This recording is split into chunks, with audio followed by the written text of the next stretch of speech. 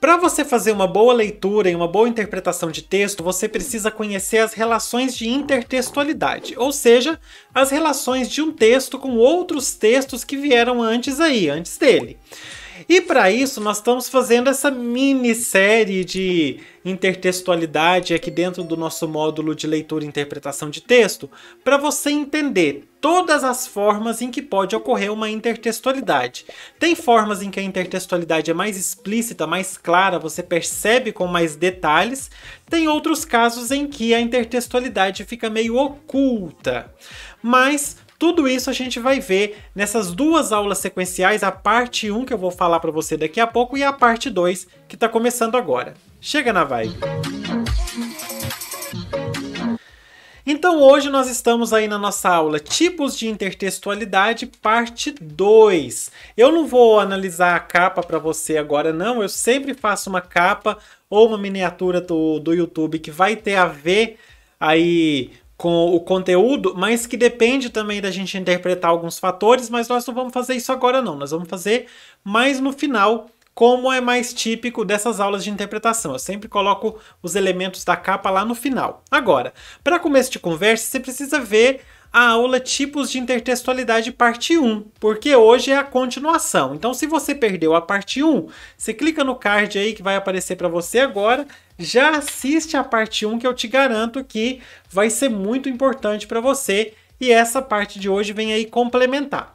Na parte 1 nós vimos 4 tipos de intertextualidade, que foram a paródia, a paráfrase, a citação e a epígrafe. Hoje nós vamos ver esses outros 5 aí, a alusão, o hipertexto, o pastiche ou a pastiche. Tem gente que fala a pastiche, vou até conferir no dicionário daqui a pouco qual que é a forma certa, se é o pastiche ou a pastiche. Tradução e bricolagem. Bricolagem parece coisa de material de construção, né? Mas tem aí na intertextualidade também, nas artes no geral, tem as artes por bricolagem. E você vai ver que legal que é a bricolagem aí quando a gente chegar lá. Olha só, vamos começar pela alusão. O que é a alusão? É uma referência explícita ou implícita ao texto-fonte. Ou seja, é quando um texto faz uma referência a alguma outra coisa que veio antes. Isso aí é muito comum em vários lugares. É comum em livro, é comum em música, é comum em filme, em série, novela. Tem uma novela da Globo, agora eu não lembro qual aí, mas o mesmo autor que escreveu Senhora do Destino, ele fez uma novela recentemente que as pessoas mencionavam, saiu lá no Diário de Notícias. E o Diário de Notícias é o jornal que tinha na novela Senhora do Destino. Tinha uns jornalistas lá que trabalhavam no jornal Diário de Notícias. Então, ele fez uma alusão a uma outra novela dele. Então, tem muita gente que faz alusão. Em música, em tudo que você possa imaginar. Em quadrinhos, em charges, em pinturas. A alusão é muito comum. O problema da alusão é que fica muito difícil você perceber, às vezes, que existe uma intertextualidade ali, porque às vezes a referência é muito implícita, está muito escondida, muito oculta. Hoje nós vamos ver alguns casos, né, em que a referência está um pouco mais explícita. Mas aí eu já deixo uma dica para você.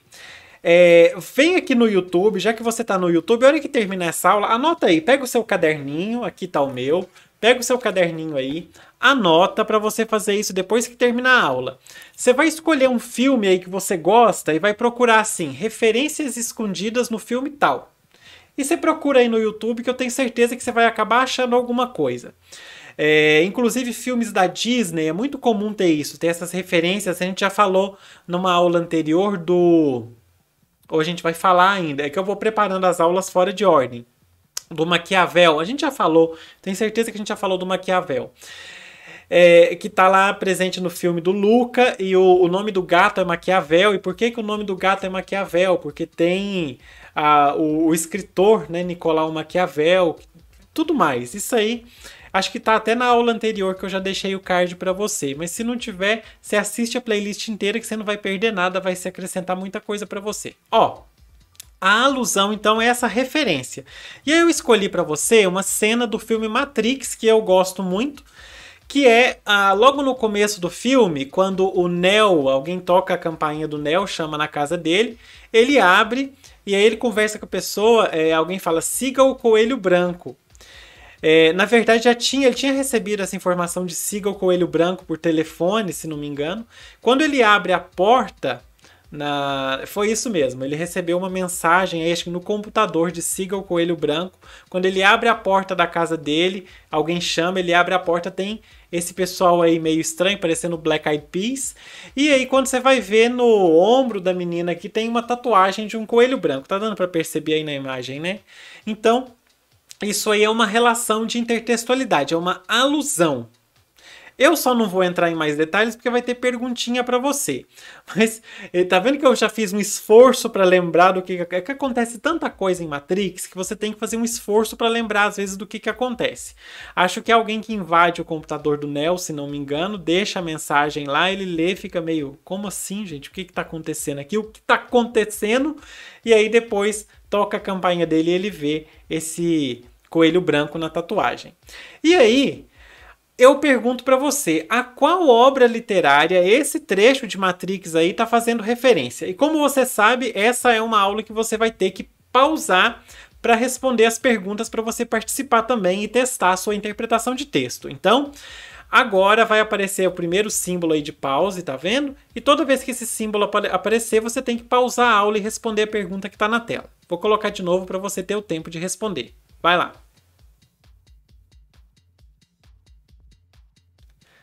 Então, esse trecho faz referência, na verdade, ao livro Alice no País das Maravilhas. Coloquei para você um exemplo de capa, é capa de uma reedição, mas faz referência ao Alice no País das Maravilhas, que tem o personagem do Coelho Branco. Essa é a referência que foi feita no filme Matrix, a Alice no País das Maravilhas. Não vou me antecipar não, porque eu sei que tem mais coisa para eu perguntar para você aí. Olha só, próxima pergunta então.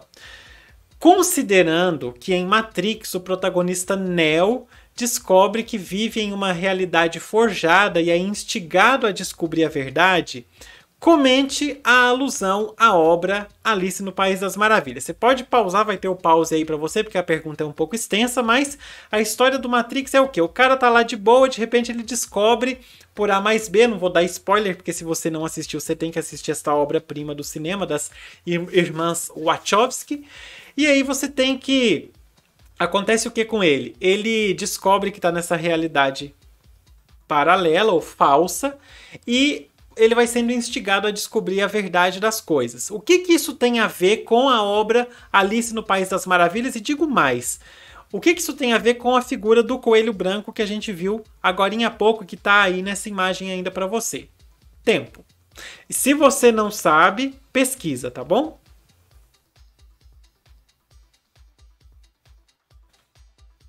Bom, o coelho branco na obra da Alice no País das Maravilhas, ele tá sempre frenético, sempre preocupado, correndo de um lado para o outro, sempre atrasado, com o relógio de bolso dele, fica olhando as horas. E ele tem sempre os seus compromissos com a rainha, tá sempre atrasado justamente para esses compromissos. E a Alice segue o coelho branco, então siga o coelho branco, a Alice segue o coelho e entra na toca do coelho e acaba saindo no País das Maravilhas. Como ela seguiu o coelho e descobriu uma coisa, né, uma novidade muito incrível, ela sempre procura pelo coelho para poder tirar aí dúvida, para poder aprender alguma coisa.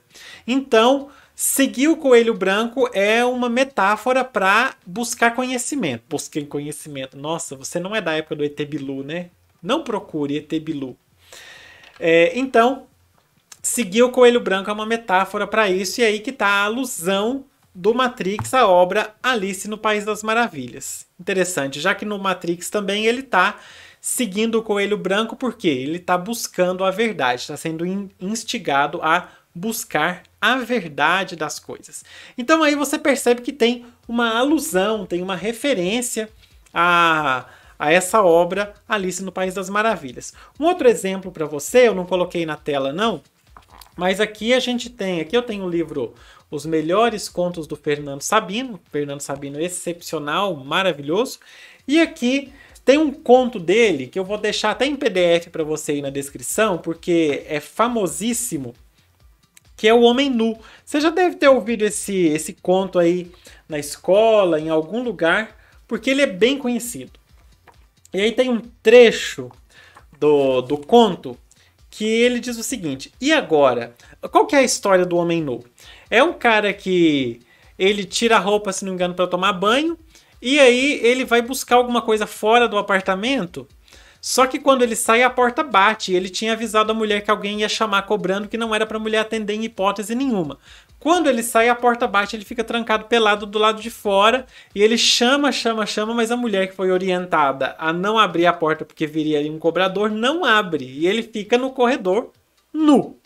Essa é a história do conto, e aí você tem que ler para você ver que interessante e divertido.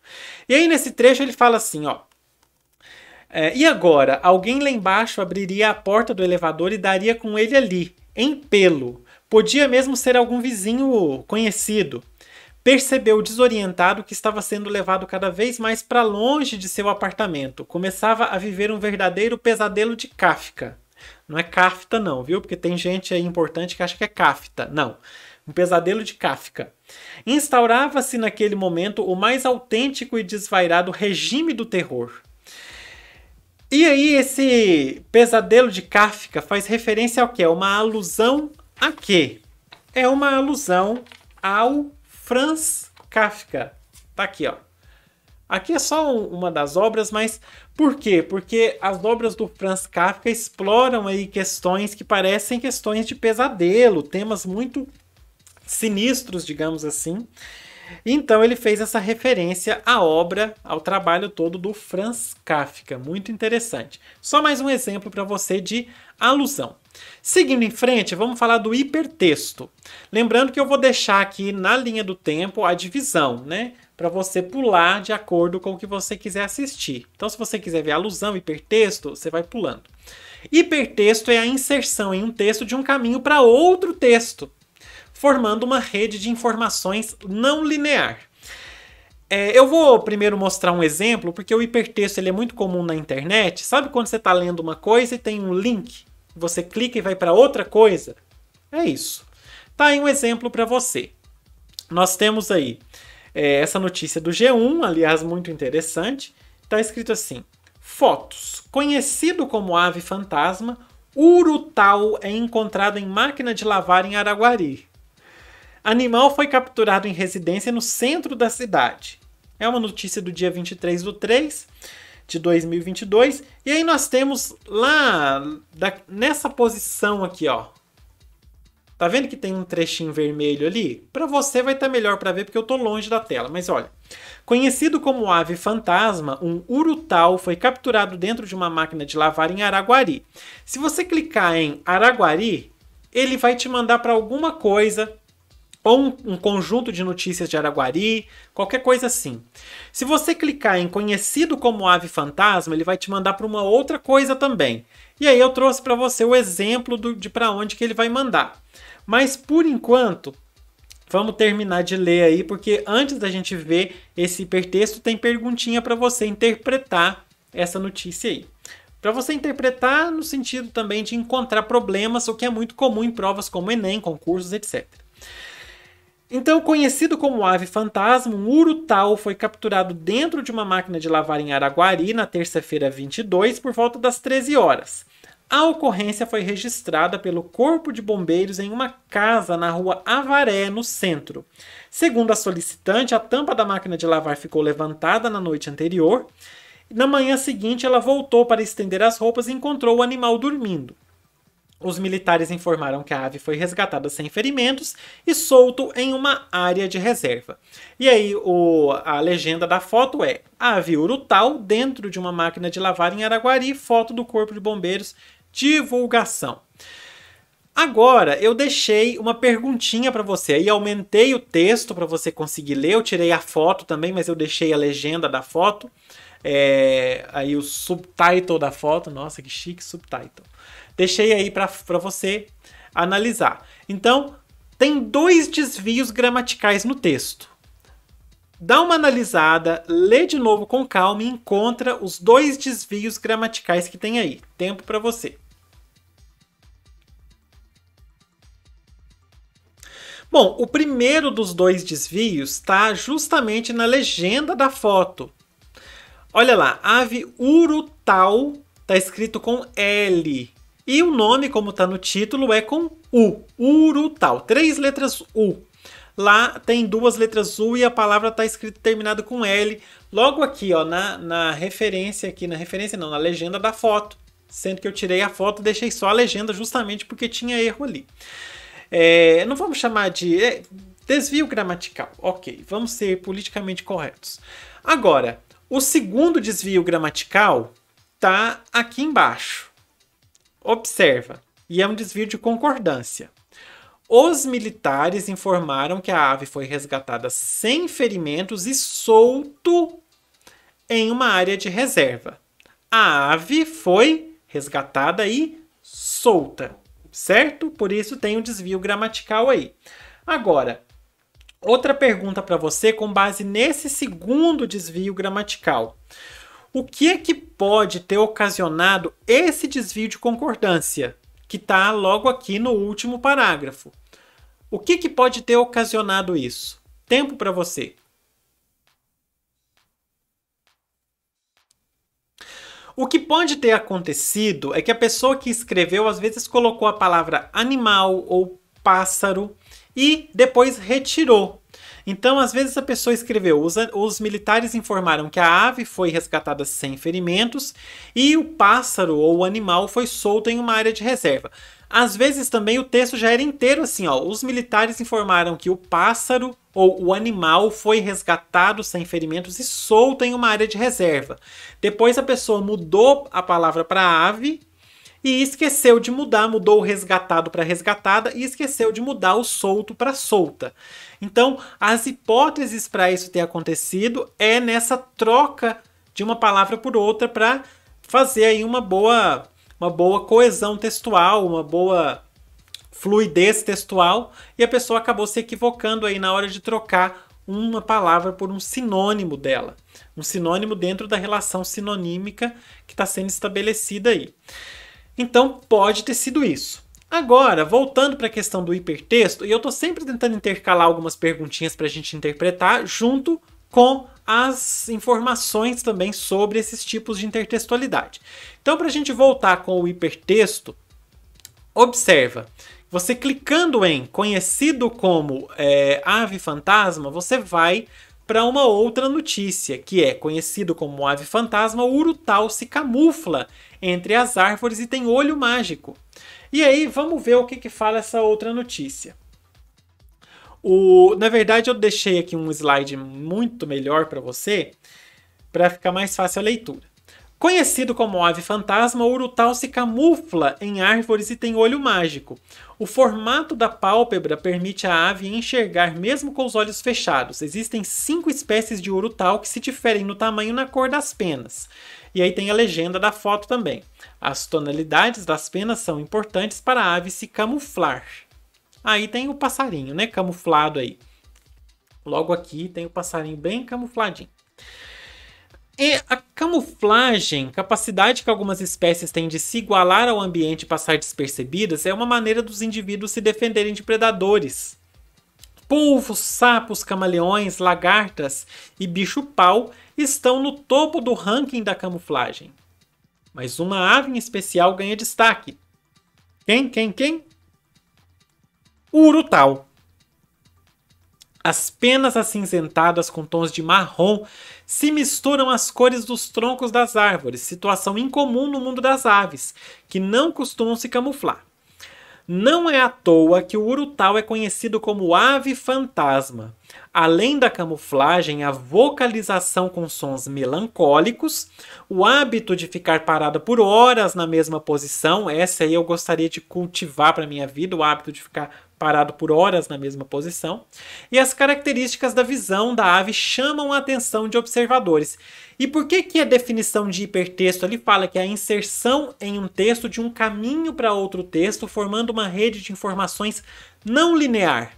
Porque pensa comigo aqui, se você logo ali no título já clicou no link e nem leu o resto, você está seguindo um caminho não linear. Ao invés de você fazer a leitura da notícia assim, ó, linearmente, não, você salta para uma outra coisa e vai ler essa outra coisa, que é o nosso segundo texto aqui. Agora, suponhamos que você está fazendo a leitura, bonitinho. Aí você chega aqui no link, ó, no Chama a Atenção dos Observadores, você clica, você já vai para uma outra coisa. Então fica não linear, você vai pulando de um texto para outro, na medida que os links são colocados aí.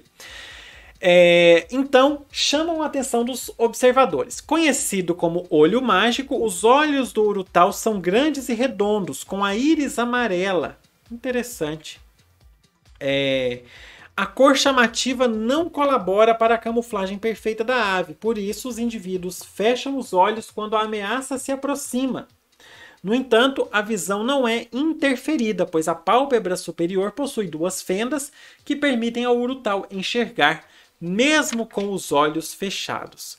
Olha que interessantíssimo a história aí do nosso querido urutau. Abençoado seja o urutau. Muito bem.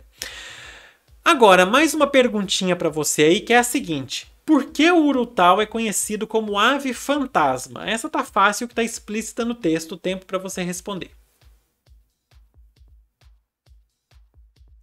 Bom, tá escrito até aí no texto, tá bem aqui, ó. As penas acinzentadas com tons de marrom se misturam às cores dos troncos das árvores, situação incomum no mundo das aves. Não é à toa que o urutau é conhecido como ave fantasma. Ele é conhecido como ave fantasma porque ele se camufla e é uma coisa que não é comum no mundo das aves. Então ele é, sim, uma raridade, por isso é a ave fantasma, a ave que se camufla. Agora, outra perguntinha para você. Olho mágico é o nome de um objeto muito comum em portas. Sabe, na porta que você bota aquele negocinho assim, pra você conseguir ver a vida dos vizinhos? Então, eu mesmo faço isso. Explique qual relação existe entre o objeto mencionado, o olho mágico, e o olho da ave. Agora essa já está mais implícita. Tempo para você. Bom, como você viu aí no texto, tá bem aqui embaixo, né, mais aqui no final, o urutau ele consegue enxergar com os olhos fechados, porque o olho dele tem uma coloração que atrapalha a camuflagem, mas a pálpebra se fecha de uma forma que ele ainda consegue enxergar com ela fechadinha. E aí, por que ele levou esse nome de olho mágico? Porque um olho mágico numa porta, você consegue enxergar através da porta. Então, ele tem aí a porta, né, que é a pálpebra, aquilo que fecha o seu olho, mas ele consegue enxergar através daquilo, porque tem aí alguma coisa que permite que ele faça essa visualização do que está do lado de fora, ou do que está além. Por isso essa relação com o olho mágico. O olho mágico na porta é exatamente para você ver além da porta, usando aquele dispositivo. Então ele tem um dispositivo na pálpebra que permite que ele veja além da pálpebra, com a pálpebra fechada. Muito interessante. Como diria, né? Como perguntaria, o tipo de pergunta que o Chaves falaria, ou diria, ou afirmaria, o tipo de coisa que ele afirmaria é: mas eu consigo olhar através da porta sem o olho mágico? E aí o seu Madruga perguntaria como? O Chaves provavelmente diria: eu abriria a porta. Agora, tem gente, e aí isso não está nos meus exemplos aí para você não, mas tem gente que afirma que as notas de rodapé num livro, eu vou ver se tem um livro aqui com alguma nota de rodapé, uma nota de fim. Tem gente que afirma que a nota de rodapé faz esse papel de intertextualidade num livro também. Eu acho que aqui eu não vou ter agora não, mas tem quem afirma isso aí. Eu concordo, eu acho inclusive que faz um bom sentido, porque você está saindo, às vezes, de uma leitura e indo para outra. Eu agora me estico todo aqui para conseguir pegar um livro, né? Tudo bem. Aí, consegui, ó. Eu sei que... Eu já falei várias vezes, mas eu sei que o Machado de Assis, o Dom Casmurro, tem várias notas explicando coisas que o Machado de Assis colocava no livro. Então, aqui, por exemplo, ó. Tá vendo que tem notas aí. Aí você chega... Opa, caiu aqui. Aí você chega na sua leitura, você está lendo lá, você encontra o número 92, 93. Ao invés de seguir na sua leitura, você pula aqui para a nota para ver o que é o número 92 e 93. Então você acaba saindo da linearidade também. Você pula para outro lugar e depois volta no texto. Da mesma forma do link, você pode pular para o segundo texto e depois voltar no primeiro para terminar a leitura. E tá tudo certo. Para finalizar essa parte do hipertexto, eu coloquei aí um verbete da Wikipédia, demonizada pelos professores, do Urutau, caso você queira conhecer mais. E aí também você vê que tem vários links para você clicar. Vários hipertextos, então. Você pode ir lendo sobre o Urutau, clicando em uma coisa, vai ler ali sobre Lagoa Santa, ou você clica e vai ler sobre Minas Gerais e perde essa linearidade. É uma forma de você fazer a intertextualidade, já colocando dentro um caminho para outro, e eu faço isso aqui no YouTube, né? Na medida que eu falo para você assim, você clica no card e assiste a aula tal. Você pode parar na hora que eu estou falando, clicar no card e ir para outra coisa. Você perdeu a linearidade do vídeo e seguiu o hipertexto que eu deixei para você. Muito comum. Seguindo em frente, o pastiche. Tem gente que fala o pastiche, tem gente que fala a pastiche. Eu vou pesquisar aqui num dicionário para a gente ver o que a gente encontra aí de definição. Se é o ou a. Enquanto isso, pastiche é o texto em que se imita abertamente o estilo de outros autores, mas sem ter a função de criticar as obras de origem. A gente viu que tinha lá no começo a crítica às obras na paródia, e o pastiche, você não está copiando uma obra ou buscando elementos de uma obra para fazer crítica.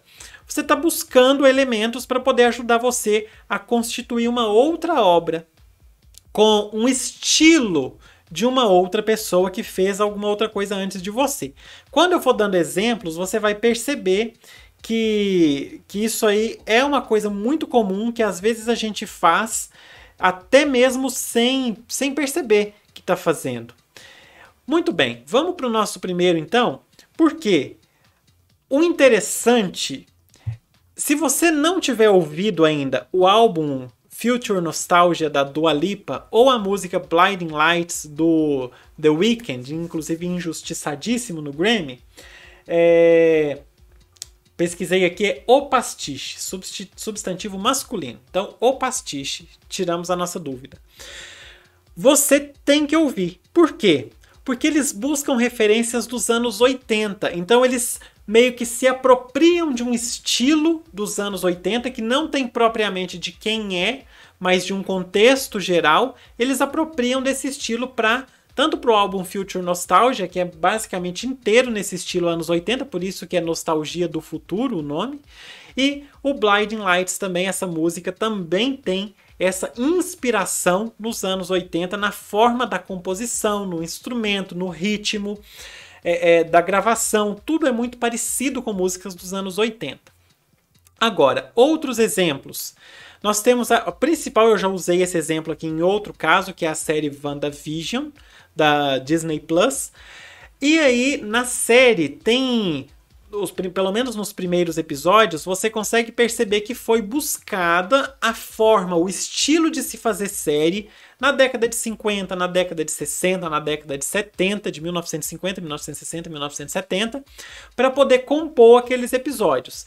É como se fosse uma espécie de cópia. A gente não fala em cópia porque é uma inspiração, mas aquela inspiração na forma de fazer, no estilo daquela época mais antiga. A mesma coisa Stranger Things faz muito bem, buscando também um estilo da década de 80 para elaboração aí da série em si. A gente sabe que a série se passa na década de 80, mas o estilo das coisas também é um estilo muito próprio da década de 80.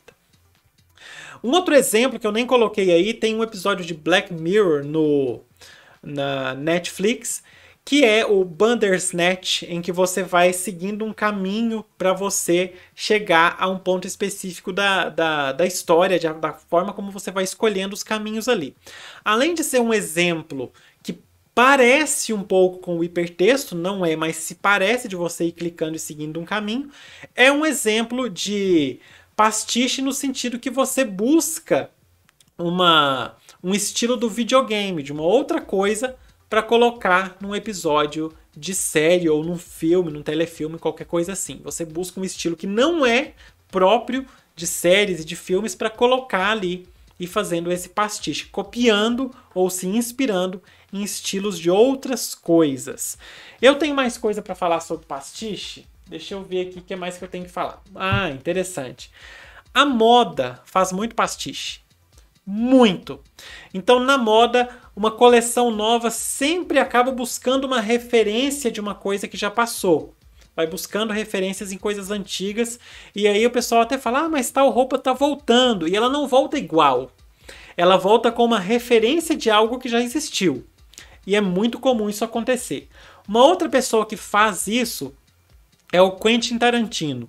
Faz muito bem nos filmes dele. Ele consegue buscar coisas da história do cinema e colocar nos filmes dele. Às vezes referências a determinadas cenas, mas não naquela forma da alusão. Tem as alusões também, mas às vezes até na apropriação de um estilo ou de uma forma de fazer para colocar ali e fazer uma coisa que vai te remeter a algo que você já viu.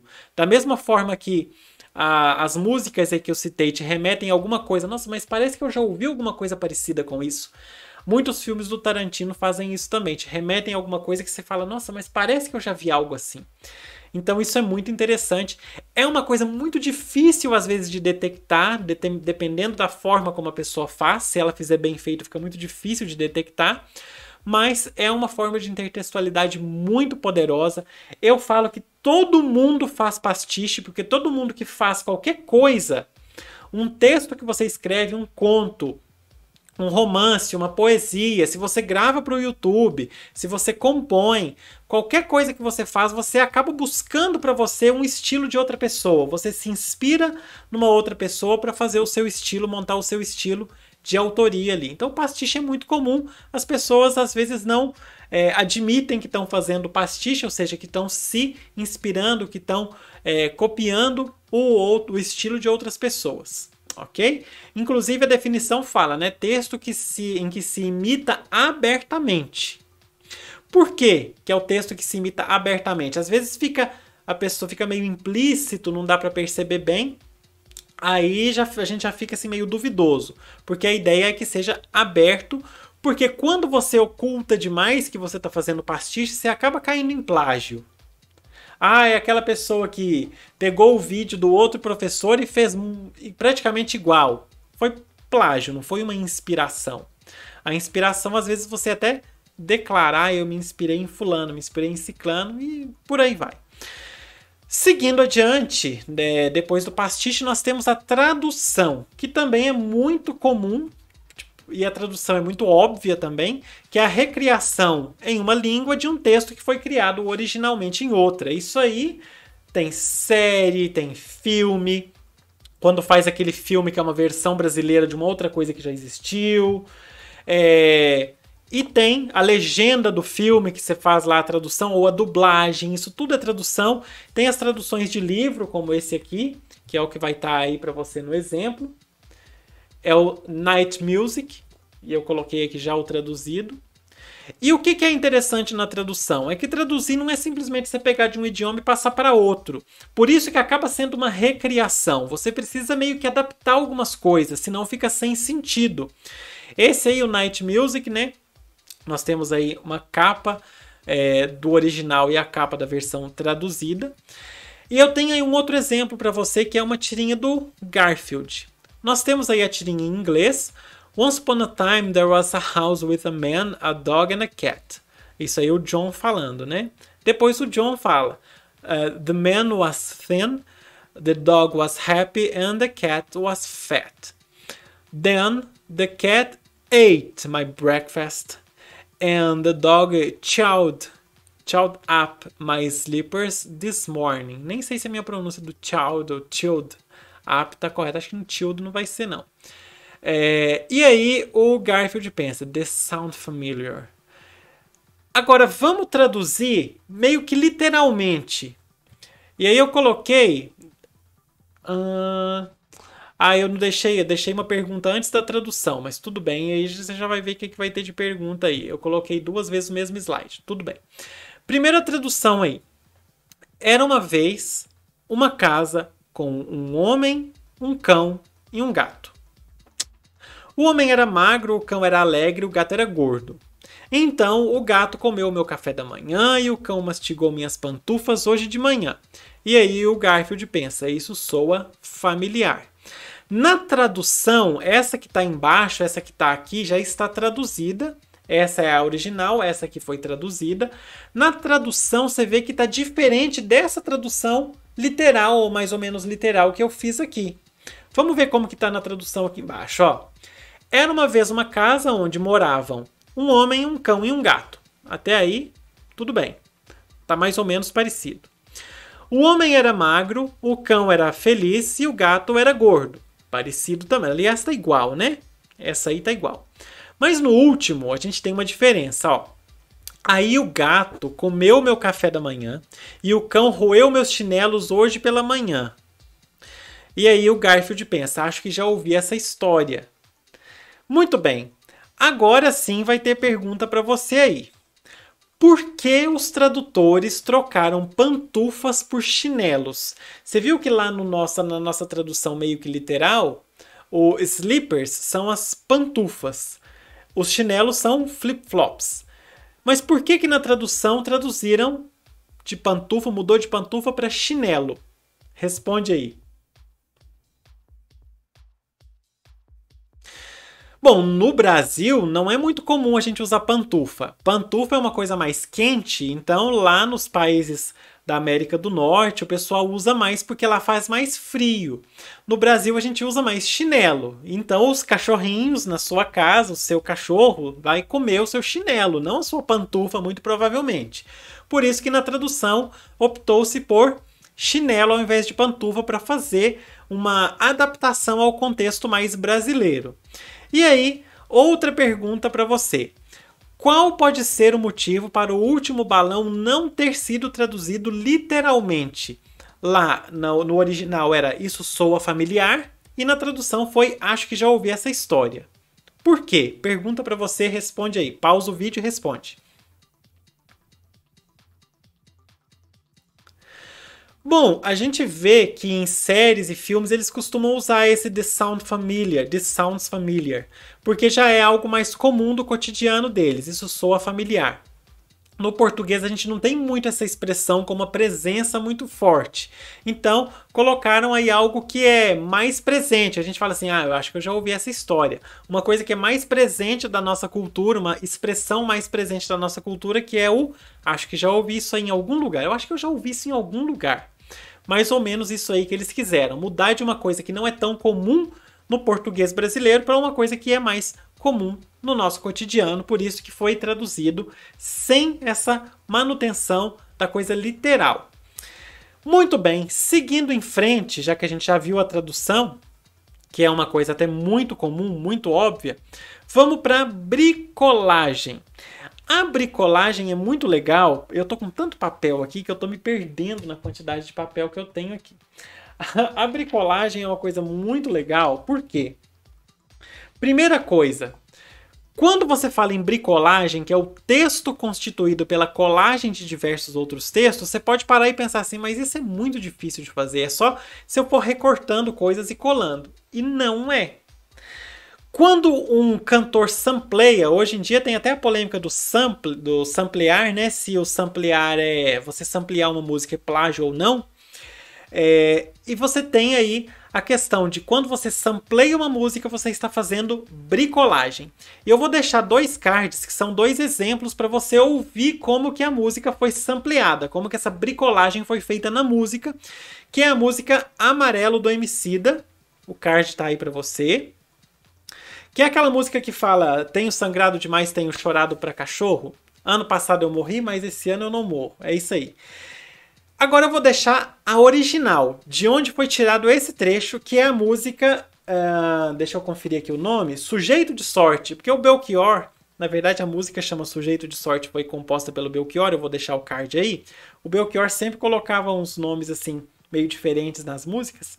Então, Sujeito de Sorte do Belchior, que é a original de onde o trecho foi retirado. E aí essa música feita pelo Emicida, ela tem a bricolagem. Foi colado um trecho, tem uma colagem de um trecho que não é dela, inclusive com a voz do cantor original. Tem vezes que os cantores fazem aí com o instrumental original. O caso de Hang Up, da Madonna, que tem um instrumentalzinho da música do ABBA. Então é muito comum isso na música, essa bricolagem. Mas tem outras coisas também. E aí eu coloquei para você um exemplo que está na Bíblia Sagrada das religiões cristãs, obviamente, porque a gente tem aí várias religiões que não seguem a Bíblia ou que não têm a Bíblia como um guia. E esse trecho está no livro de 1 Coríntios, capítulo 13, versículos 1 a 4, e fala o seguinte: ainda que eu falasse as línguas dos homens e dos anjos e não tivesse amor, seria como metal que soa ou como sino que tine, ou seja, seria barulho. E ainda que tivesse o dom de profecia e conhecesse todos os mistérios e toda a ciência, e ainda que tivesse toda a fé, de tal maneira que transportasse os montes e não tivesse amor, não serviria para porcaria nenhuma. E ainda que distribuísse toda a minha fortuna para sustento dos pobres, e ainda que entregasse o meu corpo para ser queimado e não tivesse amor, nada disso me aproveitaria. O amor é sofredor, é benigno, o amor não é invejoso, o amor não trata com leviandade e não se ensoberbece. Eu tenho aqui uma versão que está grande para eu poder ler, mas eu estou tentando ler. Temos uma outra, não vamos entrar por enquanto na interpretação desse não, nós temos um outro aqui, que é de Luiz Vaz de Camões, de 1598, que você com certeza conhece, que é o soneto Amor é um fogo que arde sem se ver, é ferida que dói e não se sente, é um contentamento descontente, é dor que desatina sem doer, é um não querer mais que bem querer, é um andar solitário entre a gente, é nunca contentar-se de contente, é um cuidar que ganha em se perder. É querer estar preso por vontade, é servir a quem vence o vencedor, é ter com quem nos mata lealdade, mas como pode seu favor nos corações humanos? Mas como causar pode seu favor? Eu vou achar aqui. Espera, aguenta a mão aí. Aguenta a mão aí. Agora, ótimo, ótimo, ó. Mas como causar pode seu favor nos corações humanos amizade, se tão contrário a si é o mesmo amor? Maravilha. Poema lindíssimo, cheio aí de paradoxos, inclusive tem aula de paradoxo aqui no canal, clica no card aí para você ver, estou eu fazendo mais um hipertexto. E aí, vamos ver esses dois textos juntos, né? Você pode parar e pensar assim, dois textos, um da Bíblia, tudo mais, o outro de Camões, tá. E aí a gente tem uma música do Legião Urbana, que chama Monte Castelo, que fala o seguinte: ainda que eu falasse a língua dos homens e falasse a língua dos anjos, sem amor eu nada seria. É só o amor que conhece o que é verdade. O amor é bom, não quer o mal, não sente inveja ou se envaidece. O amor é o fogo que arde sem se ver, é ferida que dói e não se sente, é um contentamento descontente, é dor que desatina sem doer. Ainda que eu falasse a língua dos homens e falasse a língua dos anjos, sem amor eu nada seria. É um não querer mais que bem querer, é solitário andar por entre a gente, é um não contentar-se de contente, é cuidar que se ganha em se perder. É um estar-se preso por vontade, é servir a quem vence o vencedor, é ter com quem nos mata lealdade. Tão contrário a si é o mesmo amor. Estou acordado e todos dormem, todos dormem, todos dormem. Ainda vejo em parte, agora vejo em parte. Mas então veremos face a face. É só o amor que conhece o que é verdade. Ainda que eu falasse a língua dos homens e falasse a língua dos anjos, sem amor eu nada seria. Então, uma música do Legião Urbana composta pelo Renato Russo. E aí você vai falar assim, mas Renato Russo plagiou. E não. Por quê? Porque o plágio é quando você copia uma coisa sem autorização e fala que é sua. Na medida que o Renato Russo está falando que compôs, ele plagiou, certo? Errado, porque ele fez uma bricolagem de textos que já estão em domínio público. E você percebe que existe uma bricolagem ali, que foi feita uma colagem de dois textos diferentes, de origens diferentes, para ainda que vale mencionar é que o título da música é Monte Castelo, que é exatamente, isso aqui eu tive que anotar para mencionar para não esquecer, que é exatamente uma região no norte da Então, como a gente viu lá no começo, há essa Batalha de Monte Castelo. Muito bom. Agora, toma muito cuidado se você for de você plagiar, e é por isso que tem essa questão dos samples nas músicas, né? De você samplear uma música e o autor original falar que é plágio. Teve esse problema com aquele uivo do James Blunt, do Late Coração, Cachorro Late Coração, em que teve essa questão aí de acusação de plágio e tudo mais, e aí depois o James Blunt entrou como compositor na música Late Coração Cachorro, justamente para poder receber o que era de direito dele, porque usou-se um trecho da música dele ali sem autorização. Depois ele entrou, porque senão a música ia ter que sair aí das plataformas e tudo mais por causa de plágio. Dá um pepino de um tamanho.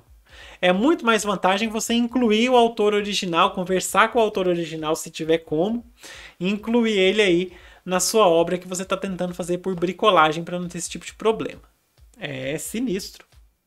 Para fechar, tem esse texto aí, essa imagem que estava no Enem. Eu vou deixar o card para você aí, porque a gente já fez a análise dessa questão aqui no canal. Esse é um texto que esteve no Enem de 2021, que é uma obra do Raoul Hausmann, do dadaísmo, que foi o crítico de arte. E nisso aí, a própria definição que está ali na nossa referência fala que é uma colagem. Essa é uma obra feita por bricolagem. Ele pegou pedaços de vários outros textos, fotos, imagens, qualquer coisa, e foi juntando para formar uma coisa só.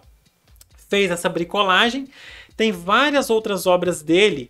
Aí eu coloquei alguns exemplos, todas feitas por esse mesmo processo. E se você quiser ver mais, pesquisa aí obras de arte feitas por colagem, que você vai achar muita coisa. Ok? Para a gente terminar, vamos fazer a análise da capa. E aí, por que eu usei esses elementos na capa? Observa primeiro a primeira imagem lá, que é o globo, e aí eu fui fazendo uma bricolagem. Eu peguei, tinha uma mulher lá em cima, eu coloquei a cara do Rodrigo Faro na mulher. Depois eu vou postar essa bricolagem no Instagram do Puxa Língua para você ver melhor. É uma palhaçada que eu fiz aí. E aí, era o Globo, mas eu coloquei uma cara grande do Silvio Santos, um desenho de criança, uma logo do Jequiti da Telecena. Lá perto do Rodrigo Faro tem várias logos da Record, só mesmo para fazer aí uma brincadeira com essa crítica ao Globo. Nem seria muito bem uma crítica, mas uma brincadeira, uma imagem assim para a gente poder pensar. Pensa se aparecesse uma capa do Globo desse jeito aí, que absurdo que seria, né? Apelando meio que pro absurdo, fazendo uma bricolagem aí para te deixar como exemplo. Depois nós temos aí um outro exemplo lá embaixo, que é o exemplo de hipertexto. As pessoas boas devem amar seus inimigos, do Seu Madruga. E a pessoa clicando aí no nome Seu Madruga vai ver aí uma foto e uma definição do próprio Madruguinha. Maravilhoso Madruguinha, histórico, patrimônio cultural do Brasil, nosso querido Seu Madruga. E aí nós temos por fim essa que para mim é uma alusão. Para mim quem fez como uma referência a obra O Grito do Munch, Edvard Munch. E nós temos aí esse emoji, né, que é o que para mim é uma referência, é uma alusão à obra, sim, a essa pintura que inclusive eu usei também na capa da primeira parte da intertextualidade. Muito interessante, né? Tipo uma capa que eu mesmo fiz, estou falando que é muito interessante. Amor próprio é tudo. Mas é isso. Terminamos aqui os nossos tipos de intertextualidade. Falamos dos 9, 4 na aula anterior, 5 nessa aula. E você vai ficar agora por dentro disso tudo para perceber quando tiver uma questão aí sobre intertextualidade, de onde que as coisas estão sendo retiradas. É uma alusão a alguma coisa. É uma bricolagem. A gente tem uma paródia, tem uma paráfrase, para você conseguir separar, identificar o que é o que e não se prejudicar na hora de fazer a sua interpretação de texto. Bora fechar. Ufa! Muito bem, fechamos mais uma. Olha só. Se você está chegando no canal pela primeira vez, já se inscreve. Eu espero que você tenha assistido as outras aulas que eu deixei aí nessa playlist de leitura e interpretação de texto, porque eu tenho certeza que vai te ajudar muito. Mas se você não chegou a isso ainda, é só você clicar no card. Acho que eu não tenho espaço mais para card, né? Eu já usei 5. Então o que eu vou fazer? Já que eu não tenho espaço para deixar o card aqui, eu vou deixar a playlist na tela final. Assim que eu me despedir de você, aparece a tela final e vai aparecer a playlist ali para você assistir a todas as aulas de interpretação aqui desse módulo, que é o linguagem, leitura e interpretação de texto. Beijo para você e até a próxima. Fui, tchau! Wow.